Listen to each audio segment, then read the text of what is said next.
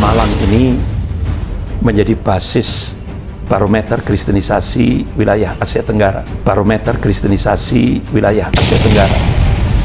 Dan itu bukti bisa kita lihat di majalah Times edisi 2003 bulan Mei. Saudaraku muslimin dan muslimat, saya sekarang sedang berdiri di selebar tanah, ukurannya 300 meter persegi. Tanda kemenangan Islam, maka di tempat tersebut Allah mendirikan benteng. Hagia Sophia sedang berjuang untuk membangun benteng awal di Malang, Jawa Timur. Mari bersama kita bantu pembangunan benteng umat ini dengan cara menyalurkan donasi Anda ke rekening donasi Mu'alaf Center Nasional Hagia Sophia. Assalamualaikum warahmatullahi wabarakatuh, Ustadz. Waalaikumsalam warahmatullahi. Selamat datang di tempat yang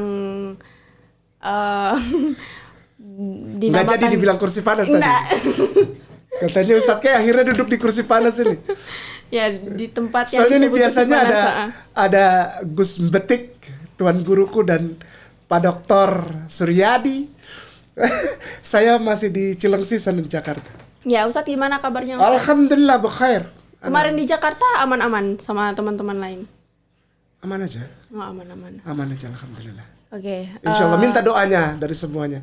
Ya, Bukan cuma buat saya tapi untuk semua para asatid, para ustadz, ustazah, dan para tuan guru kita yang berjuang lah di wilayah. Ya, siap. Sekarang ada hal-hal yang lagi booming, salah satunya dengan kemarin YouTube-nya Hagia Sophia sempat dihack. Itu gimana tanggapan Ustadz? Bagus, berkat. Oh. Kenapa bisa berkat? Bagus, saya sangat setuju Hagia Sophia ini dihack. Ya, karena begitu Hagia Sophia dihack, saya merasa bahwa saudara kita yang merasa tidak nyaman dengan keberadaan Hagia Sophia, dia akan bersorak-sorai, penuh sukacita, dan ada sukacita yang luar biasa, saudara, dan saudara akan merasakan itu. Dan apabila saudara melihat Hagia Sophia sengsara dengan ditutup, maka saudara akan merasa bahagia. Oh, alih-alih kan gitu. Nah, ketika mereka bersukacita, Allah akan membalikkan semuanya. Dan Allah akan mempertontonkan. Engkau tidak suka sama Hagia Sophia, berarti engkau tidak suka kepada kebenaran Allah. Siap. Dipilah. Ibaratnya, saya tadi kaget juga di sini. Saya lihat ada yang, saya sempat tanya sama Ustadz. Iya tadi biasa ada yang belajar di sini, Ustadz. Di dalam Bible ini disebutkan bahwa di hari-hari akhir, semua, tidak peduli siapapun, bukan berdasarkan suku, agama, dan ras. Mayoritas, minoritas. Islam tidak pernah ajarkan itu, betul? Betul. Islam tidak pernah ajarkan suku, agama, dan ras, majority, minority, tidak ada di Islam. Semuanya sedang ditampi. Ada kitab paling belakang namanya Wahyu.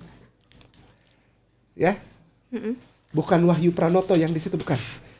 Namanya Wahyu. Kitab Wahyu ini ditulis oleh seorang, loh kok Ustadz masih langsung buka ya supaya tahu bahwa saya ya ini kan pasti ada yang tulis nih, penipu itu bicara lagi tuh di Hagia Sophia, pembohong itu diundang lagi tuh.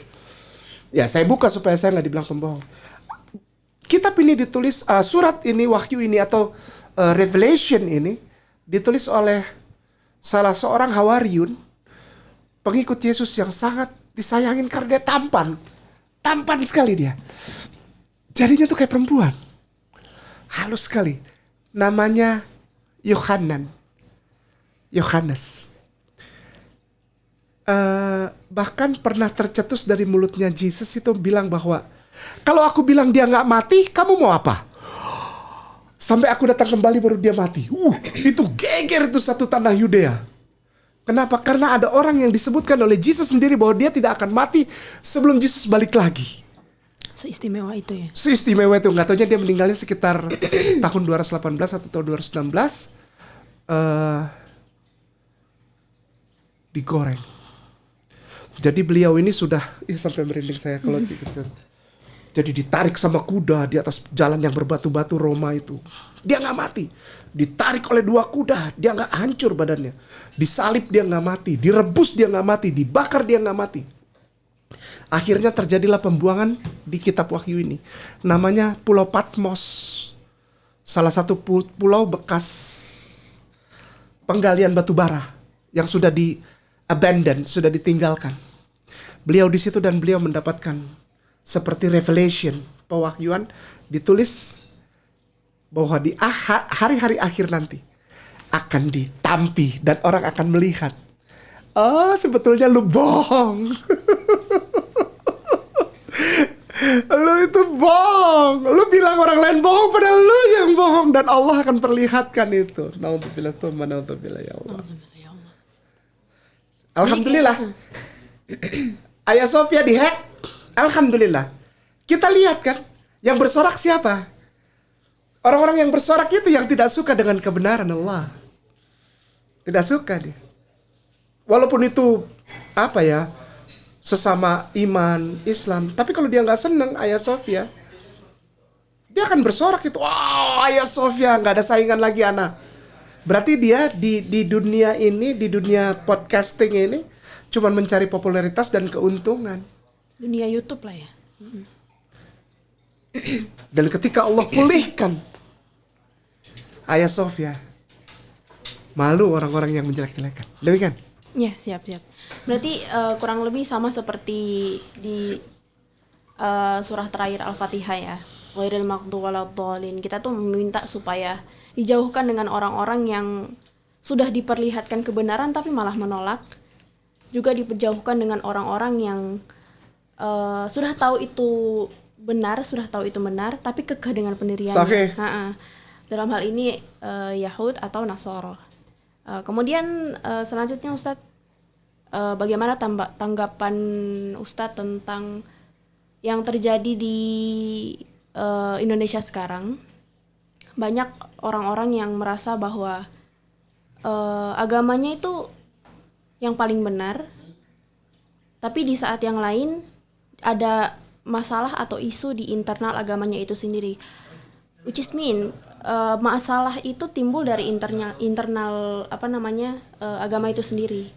Masalah itu ada dari orang-orang itu sendiri, penganut agama itu sendiri. Kita tidak perlu menyerang suatu agama secara tanda kutip perang fisik, tapi ketika yang diserang itu adalah anak muda dan juga pemikiran-pemikiran tanda kutip yang kurang sesuai dengan Islam, itu justru jadi penyakit dalam diri badan Islam itu sendiri. Itu menurut Ustadz bagaimana? Dan mungkin solusinya, apakah kita harus fokus dalam pengembangan sumber daya manusia dalam hal ini, yaitu lebih memperhatikan remaja-remaja muslim sekarang? Iya. Ya itu.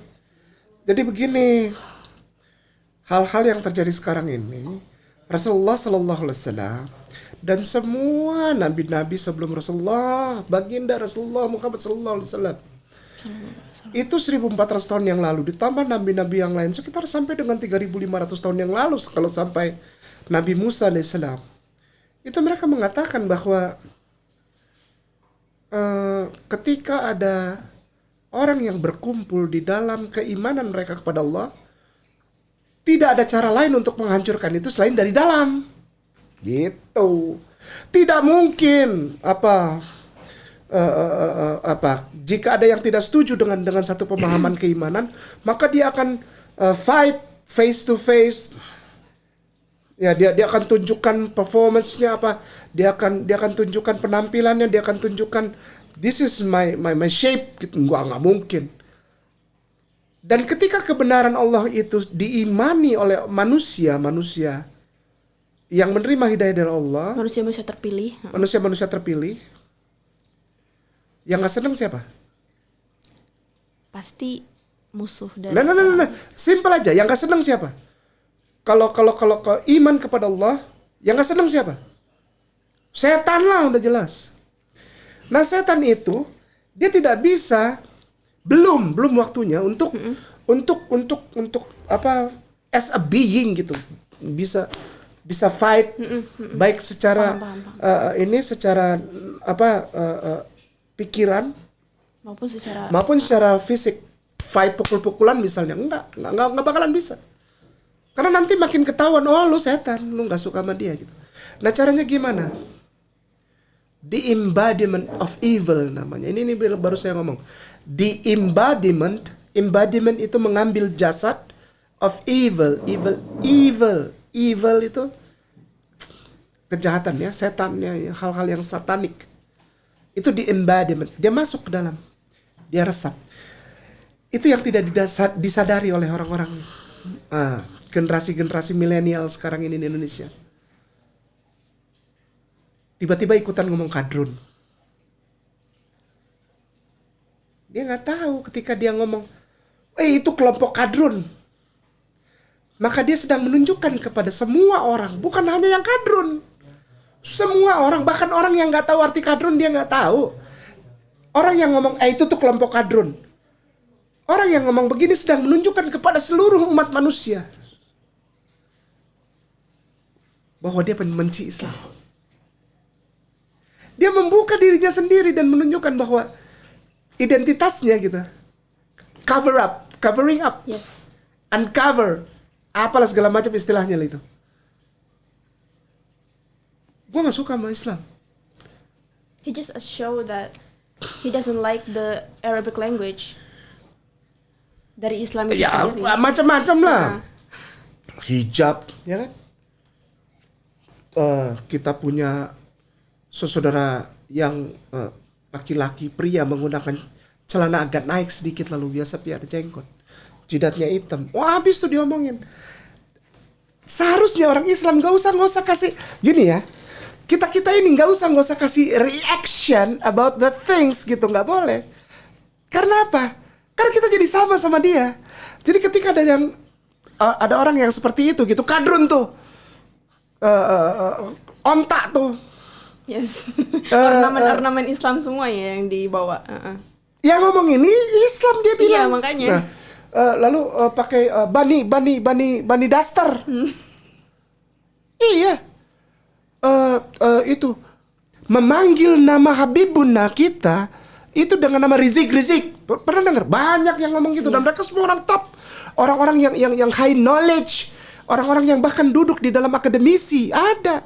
Tapi manggil Habibuna pakai kata apa? Itu tuh si Rizik tuh. Si Rizik. Hey, that is not your friend. Come on, you are not 5 or 6-year-old boy. Call out memanggil nama kita punya cinta kita.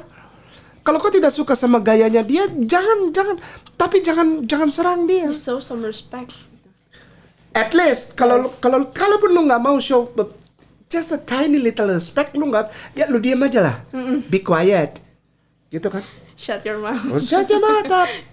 Tapi enggak kan sekarang liatin. Ustadz Al-Somad coba bayangin. Serangan paling itu tuan guru kita, cinta kita, itu serangan yang paling besar dari siapa? Dari orang yang mengaku umat Islam. Terus mulai ngomongnya gini. UAS. Come on. What? It's your teacher gitu loh. He is your teacher. He is your teacher indeed. Dia itu bener-bener asli guru lo. Gue mau ngomong gini nih. Guru lo. Lah. Pakai otak lo. Lo punya otak gak sih? Gitu. Hari gini lo pagan. Malu lo. Gitu kan. Dia bilang dia Islam. Dia bilang mayoritas. Tapi dia bilang kita ini mayoritas, haruslah toleran sama yang minoritas. Dari cara lu ngomong aja lu bukan Islam. Karena ketika menyebutkan UAS, come on, panggil dia Ustadz, panggil dia Sheikh, karena dia memang layak untuk itu. Orang-orang seperti ini sedang ditampilkan oleh Allah. Perhatikan baik-baik, saya nggak ingin ini diedit. Ini ada satu pesan yang luar biasa, bahwa kita sedang berada di ujungnya hari akhir zaman. Kita udah tinggal dikit lagi nih menghadapi tanda-tanda kecil, lalu tanda-tanda sedang, lalu tanda-tanda yang kubra, tanda-tanda yang besar.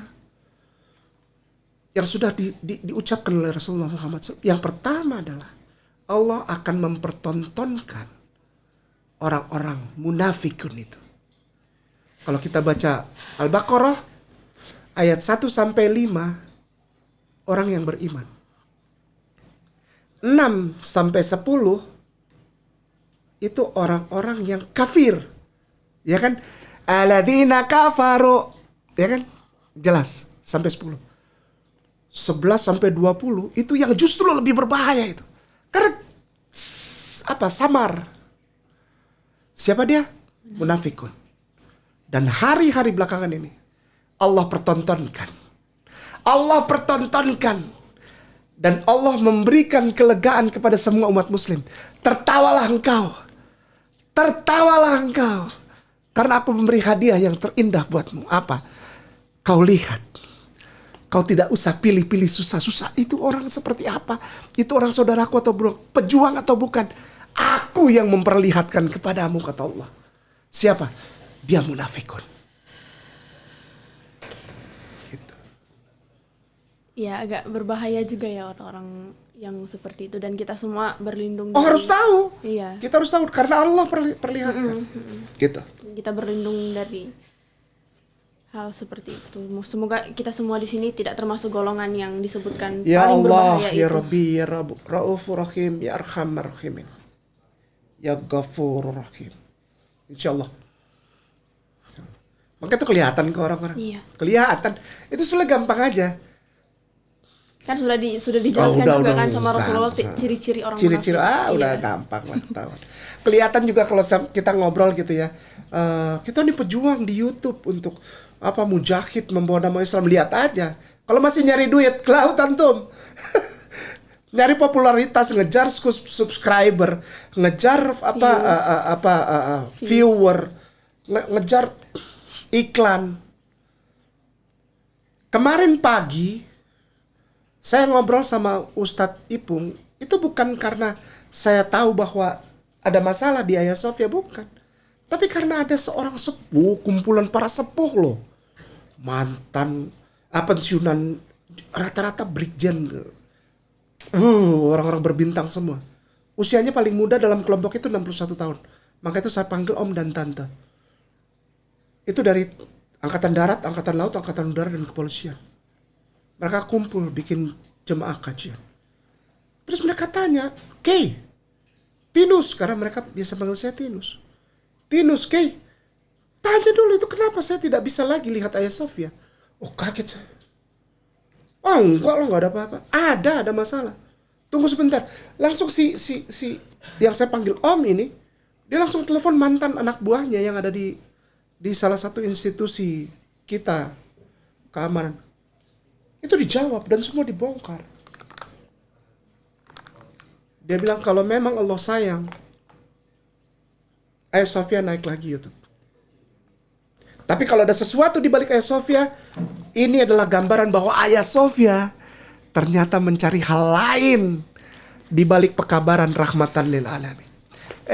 Pas saya tiba di Malang, Ustadz Ipung tadi bilang, alhamdulillah Ustadz Kay, kita bisa lagi YouTube. Iya. Artinya apa? Artinya Hagia Sophia dipakai Allah untuk membuka topeng-topeng orang tuh. Siapa yang bersuka cita tuh Hagia Sophia dihack? Begitu timbul lagi dia yang sedih kan? Ketahuan.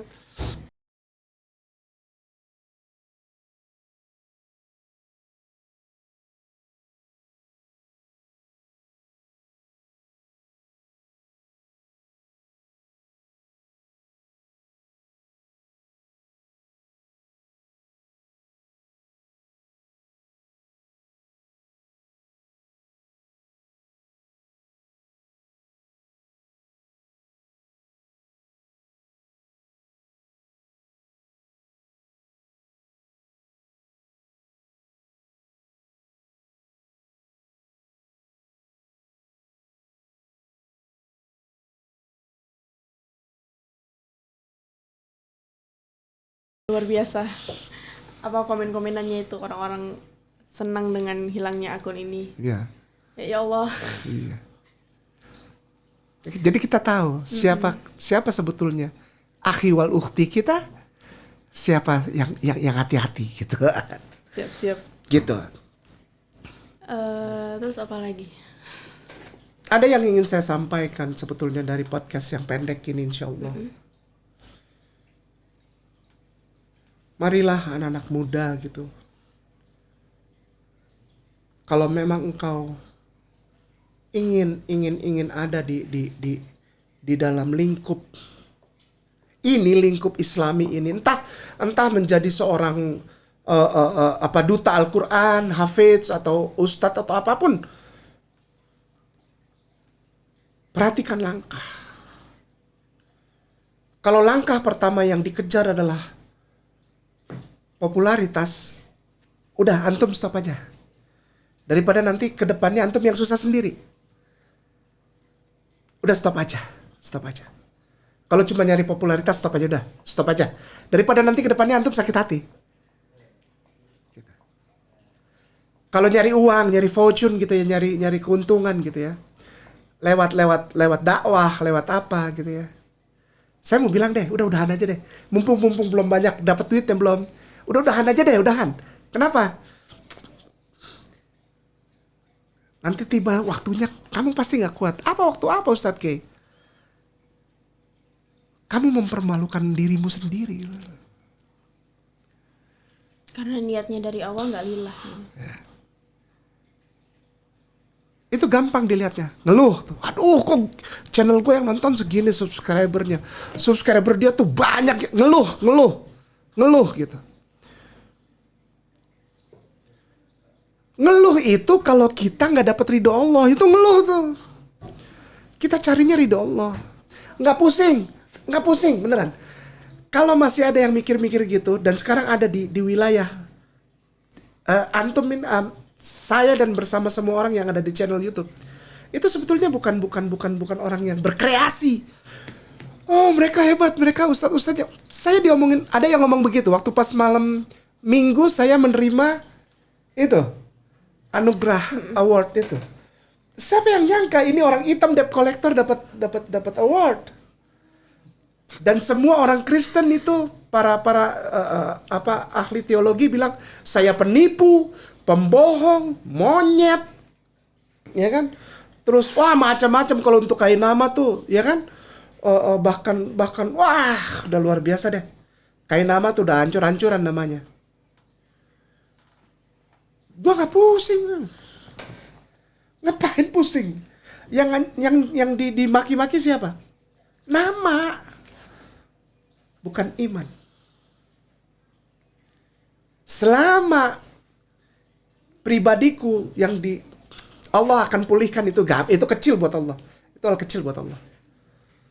Tapi kalau iman kau main, selesai sudah juragan. Dadah, bye-bye gitu. Pada saat terima, Ustadz K,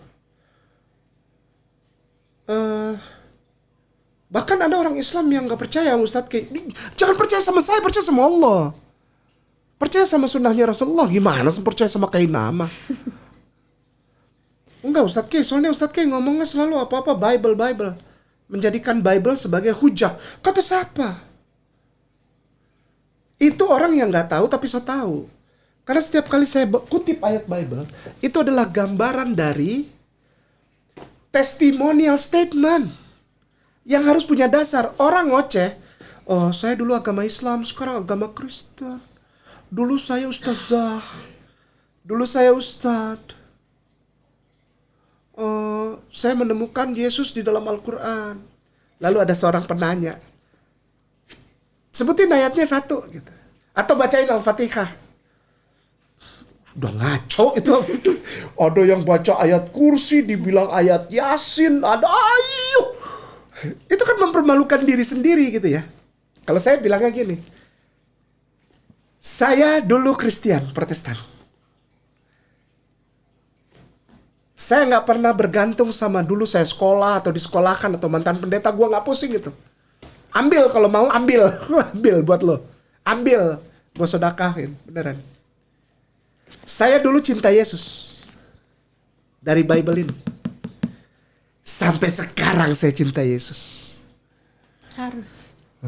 Sampai sekarang saya cinta Yesus. Itu yang saya ingin kabarkan. Makanya saya kutip. Oh kan antum bilang Bible palsu. Gue tahu yang mana yang palsu apa kagak. Emang lo kagak belajar? Sorry ya. Biar kata gue ampun gelap, gue belajar bos. Sorry. Itu pembuktian aja bahwa saya benar-benar belajar. Kalau saya bilang saya Bible palsu, tapi yang gue kutip yang palsu itu, kan orang kan pasti akan tahu gitu loh. Tuh kan kayak nama pembohong. Gampang aja kalau untuk pengen tahu kayak nama bohong. Gampang. Misalnya, sebentar. Misal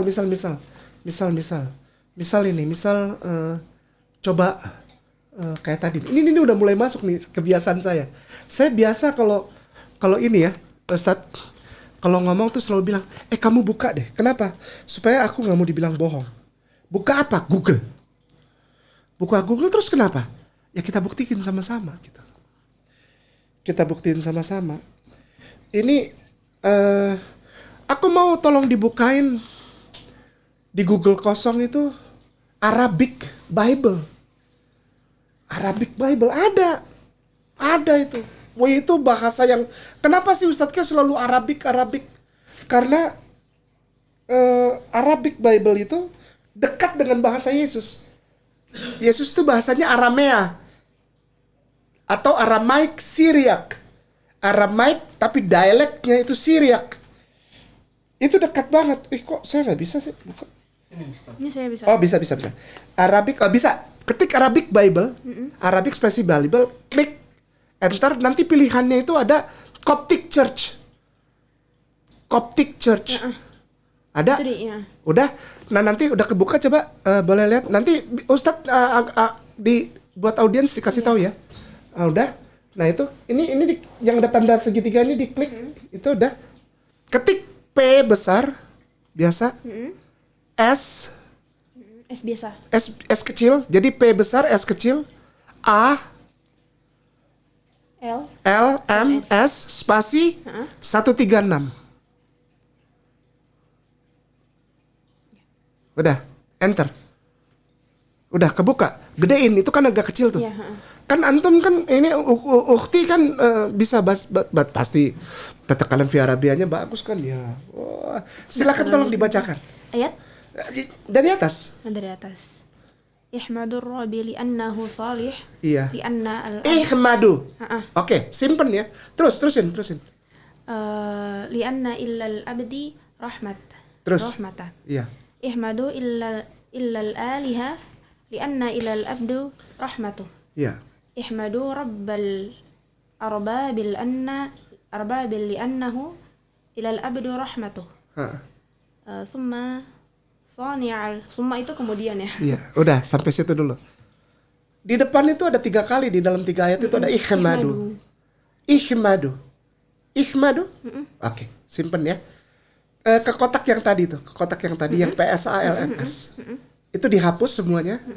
Lalu MATTHEW.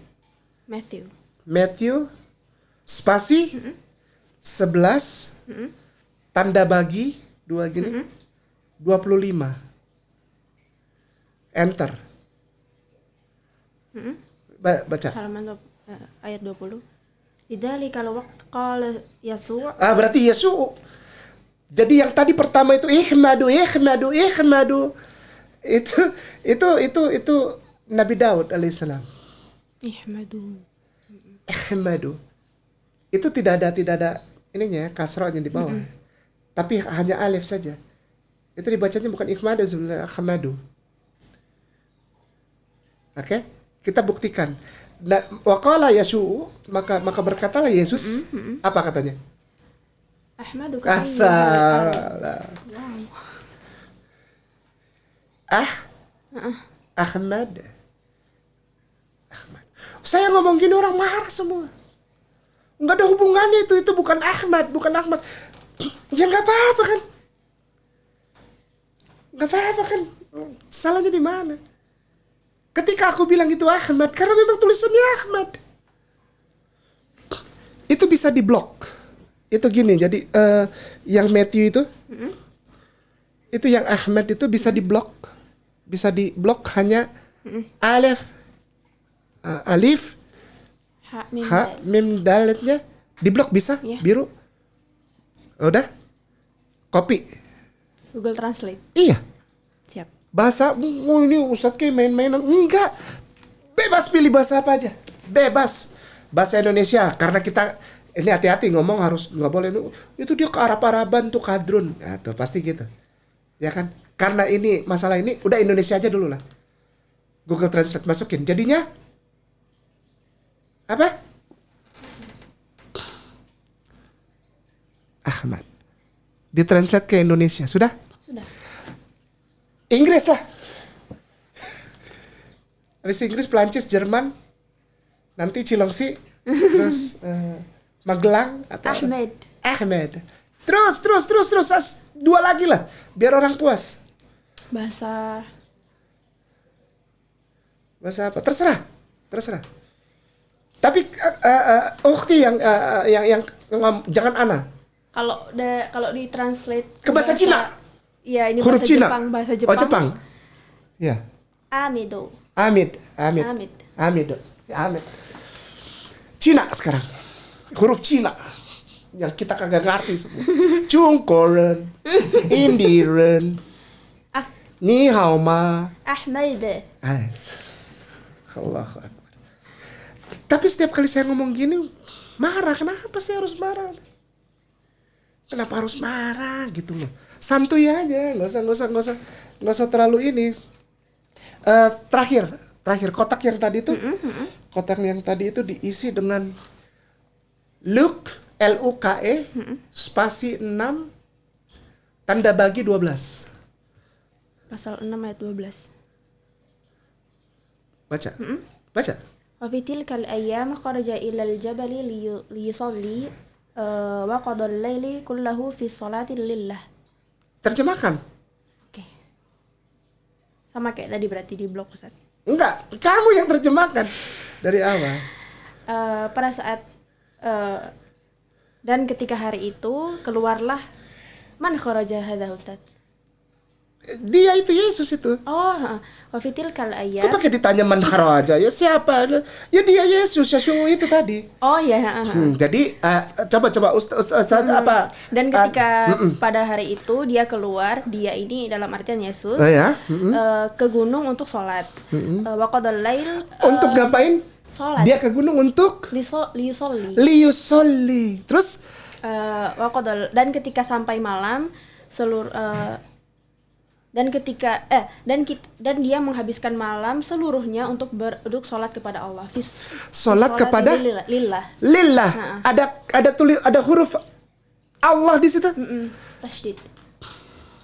Saudaraku jangan marah kepada saudaraku Kristen yang bersuka cita ketika Hagia Sophia ditutup. Kalau Hagia Sophia dihack, tutup, di down, berarti dia nggak bisa lagi siarkan itu kain nama penipu. Jangan marah begitu. Aku cuma mau bilang, kalau kau sungguh-sungguh cinta Yesus, sholatlah sepanjang malam. Karena apa? Karena Yesus sholat sepanjang malam. Hal-hal seperti inilah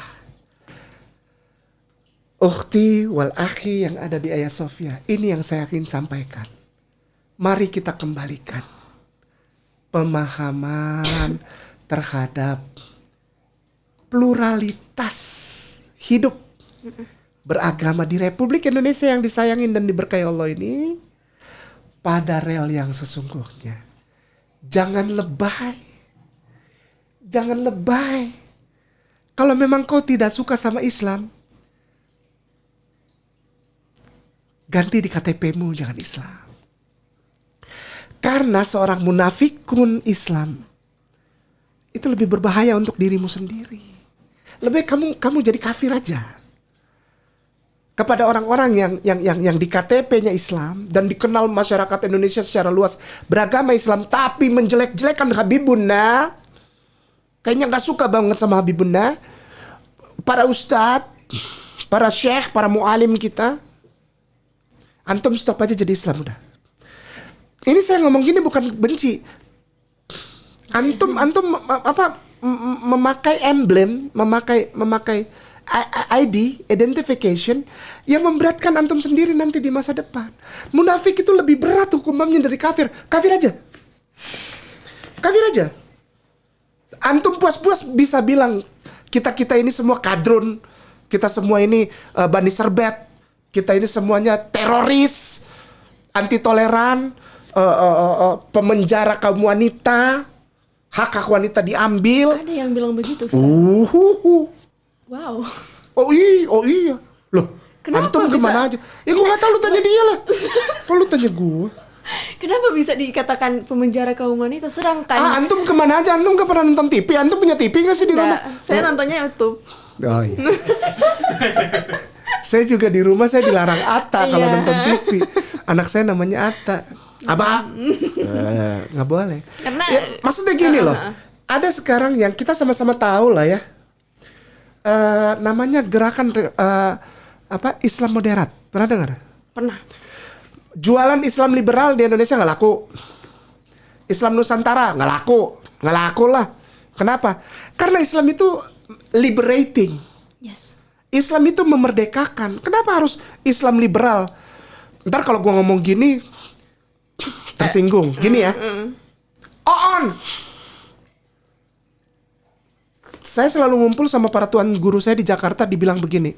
Kay, ketika antum mengucapkan la ilaha illallah Muhammad Rasulullah, lalu antum miskin, itu bukan masalah.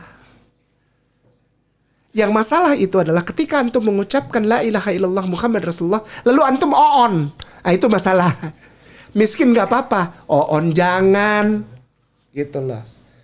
Islam itu liberating dari zaman kuda gigit kuda juga ya.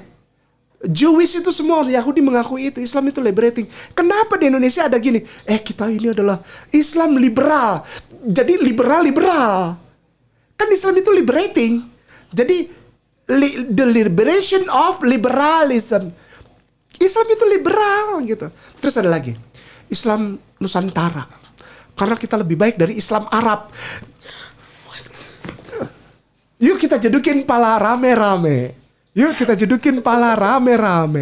Jadi ada Islam Cina gitu, ada Islam Amerika gitu kayak.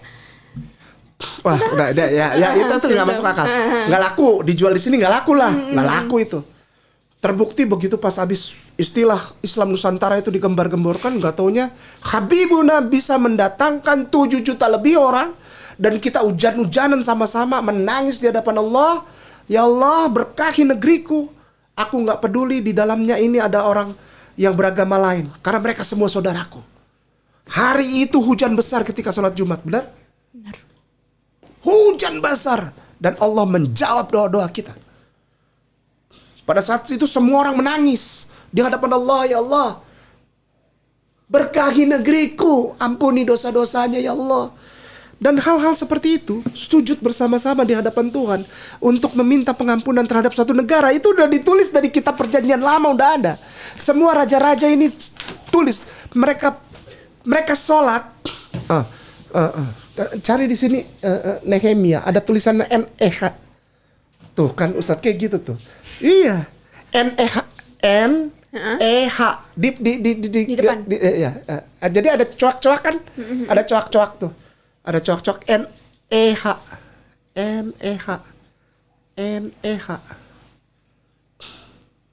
Lambreta lama, udah ketik aja Nehemia.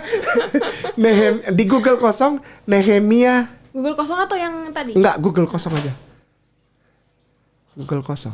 Nehemia spasi 8 tanda bagi 6.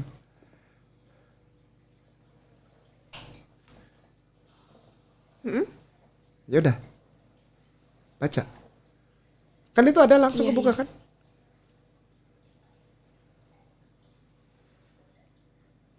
Sabda. Yang lalu Ezra. Iya. Lalu Ezra memuji Tuhan, Allah yang Maha Besar. Allah yang Maha Besar. Terus Dan semua orang menyambut dengan di amin. belakangnya amin. Sambil mengangkat tangan. Amin. Kemudian mereka berlutut dan sujud menyembah kepada Tuhan dengan muka sampai ke tanah. Ini gerakan sholat tuh. Sholatlah, maka Allah akan mendengar permohonanmu. Bertobatlah engkau dari kejahatanmu, dari menghina dan menyiksa, menzolimi umat Islam, salah-salahkan umat yang menyembah tauhid, yang menyembah Allah yang ehad.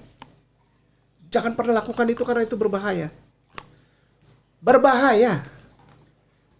Semua kitab-kitab telah menuliskan itu. Kalau ada satu bangsa, Al-Fil, pasukan yang paling ditakuti, bos. Hancur hanya karena burung bawa itu. Batu kecil-kecil begini, tapi dari neraka. Batu yang dibakar dari neraka. Bolong orang seperti daun yang digigit ulat. Ya bolong lah orang jatuh dari atas. Bos, ya Allah. Jangan undang murka Allah. Dengan apa? Dengan menyakiti hati umat Islam yang sungguh-sungguh mencintai Allah dan Rasulullah. Jangan. Bahaya. Because Allah hears us. Hears them. Pasti. Definitely. Precisely. Taruhlah jidatmu di atas tanah sama-sama sambil memohon. Ya Allah yang maha besar. Tidak pernah ada nama lain sejak dulu. Allah yang maha besar. Allahu Akbar. Lalu di belakang orang nyaut. Amin. Amin. Artinya membenarkan hanya Engkau yang besar ya Allah. Tiada yang lain. Stop jadi orang oon. Perempuan pakai jilbab bukan tandanya oon, bukan tanda di. Justru itu adalah orang pintar. Karena apa? Karena dia setiap hari dalam kehidupannya mendoakan bangsa dan negaranya di hadapan Allah. Demikian. Soalnya saya sedikit ke-trigger tadi Ustadz dengan narasi orang mengatakan bahwa Islam itu memenjarakan perempuan. Karena saya pernah ada di situasi ketika saya mengenakan hijab seperti ini. Kemudian ada beberapa kelompok muslimah liberating yang mereka menamai diri mereka seperti itu, and then they say like, oh you look so oppressed, we wouldn't help you, kayak. Jadi kayak mereka menganggap saya itu tertekan dengan adanya hijab ini. Kasian banget hidup lu ya. Kayak, bro, we just cover our aura, not our brain gitu. Ya kayak gitu. Iya. Dan itu ditanamkan. Iya. Itu jadi seperti program yang sedang berjalan, ditanamkan ke pemuda-pemuda Indonesia tuh. Kalau nggak nongkrong di kafe nggak moderat Islamnya. Islam kalau nggak tatoan nggak moderat gitu. Kata-kata moderat ini bahaya loh, beneran. Karena apa? Justru mendatangkan murka Allah. Islam titik segede kelapa. Nggak boleh ada apa-apa di belakangnya, nggak boleh. Karena memang nggak boleh. Orang bilang so tahu banget kayak nama. Coba terangkan kepadaku. Apa itu Islam? Baik. Kulun amana billahi wa malaikatihi wa kutubihi wa rusuli. Itu apa? Katanya tadi nanya, pikirin. Itulah Islam. Begitu, terima kasih. Siap. Baik, sekian dari sesi podcast kali ini, Ustadz. Obrolan yang sangat berbobot dan sangat inspirasional. Jelas Ustadz Ki bukan kaleng-kaleng Ustadz. Sangat inspirasional. Ustadz tuh, kan Ustadz sombong kata Ustadz. Kalau sama orang-orang yang kayak gitu, kita harus sombong. Kata Ustadz Abdul Somad bilang, kita punya syekh, bilang kalau kita sombong sama orang sombong, dan mereka itu sebetulnya nggak pantas sombong, kita bukan sombong, kita sedekah. Tunjukkan. Siap. Itu. Terima kasih untuk Waiyak. Untuk sore hari ini yang sangat berkesan untuk saya Insya sendiri Allah, sebagai insya Allah. muslimah juga, sangat memberikan pandangan baru, value yang baru juga sebagai gimana kita harus menjadi milenial yang tidak buta juga tentang perkembangan. Itu value, yes. virtu. Manusia tidak bisa dibilang manusia kalau dia nggak punya virtu. Yes. Virtu in value. Yes. Value. What was the language, Ustaz? Virtu itu bahasa Arab. Cari. Oke, siap. Anak kan nggak ngajarin antum, gimana? Siap. Emang khasnya Ustaz kayak gimana ya? Jadi kayak apa-apa langsung cari gitu. Siap. Harus. Siap. Supaya kita punya sesuatu yang dipertaruhkan. Apa yang kita omong itu harus punya dasar, bukti harus punya gitu. base data. Kalau enggak, jangan ngomong. Gitu. Siap. Terima kasih, sekian dari kami. Assalamualaikum warahmatullahi wabarakatuh. Waalaikumsalam warahmatullahi wabarakatuh.